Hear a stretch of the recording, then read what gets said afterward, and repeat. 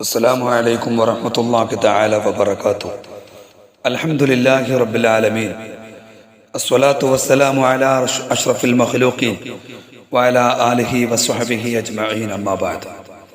പ്രിയമുള്ളവരെ, ഇന്ന് സഹോദരിമാർ പ്രത്യേകം ശ്രദ്ധിക്കാനുള്ള ഒരു വിവരണമാണ് നൽകുന്നത്.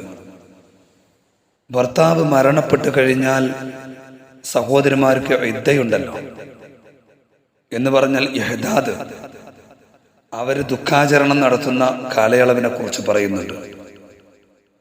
ഭർത്താവ് മരണപ്പെട്ടു കഴിഞ്ഞാൽ പല ആളുകളും തൻ്റെ വീട്ടിലുള്ള സാഹചര്യങ്ങൾ പ്രതികൂലമാണ് എന്നൊക്കെ പറഞ്ഞ് ചില ആളുകൾ 40 ദിവസം ഇരിക്കും, മറ്റു ചില ആളുകൾ 90 ദിവസം ഇരിക്കും. ഇതിൽ ഏതാണ് ശരി എന്നുള്ളത് നാം മനസ്സിലാക്കേണ്ടതുണ്ട്. ഗർഭിണി അല്ലെങ്കിൽ എന്ന് പറഞ്ഞാൽ ഈ മരണപ്പെട്ട ഭർത്താവിലൂടെ ഗർഭം ധരിച്ചിട്ട് ഉള്ള സഹോദരിയാണെങ്കിൽ അവരുടെ ഗർഭം പ്രസവിക്കലോടുകൂടെ ആ ഇദ്ദയുടെ കാലാവധി കഴിയും. ഗർഭിണി അല്ലെങ്കിൽ ആ സഹോദരി 4 മാസവും 10 ദിവസവും ഇദ്ദാചരിക്കണം. ശുദ്ധ ഖുർആൻ കൊണ്ട് വളരെ വ്യക്തമായിട്ട് പറയുന്നുണ്ട്. വല്ലദീന യതവഫൗന മിൻകും വയദറൂന അസ്വാജൻ യതറബ്ബസ്ന ബിഅൻഫുസിഹിന്ന 4 അശ്ഹുരിൻ വഅശ്റാ.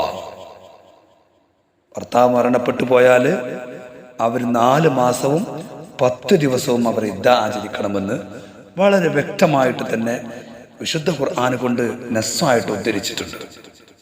അതുകൊണ്ട് തന്നെ മദ്ഹബുകൾക്കിടയിൽ പോലും ഈ വിഷയത്തിൽ അഭിപ്രായ വ്യത്യാസമില്ല. കാരണം ഖുർആൻ കൊണ്ട് വ്യക്തമായ കാര്യങ്ങൾ മദ്ഹബുകൾക്കിടയിൽ വ്യത്യാസം വരില്ല. ഇവിടെ നാം മനസ്സിലാക്കണം സഹോദരിമാരെ, 40 ദിവസം ഇദ്ദരിക്കുക, 90 ദിവസം ഇദ്ദരിക്കുക, ഇങ്ങനെ ഒന്നില്ല.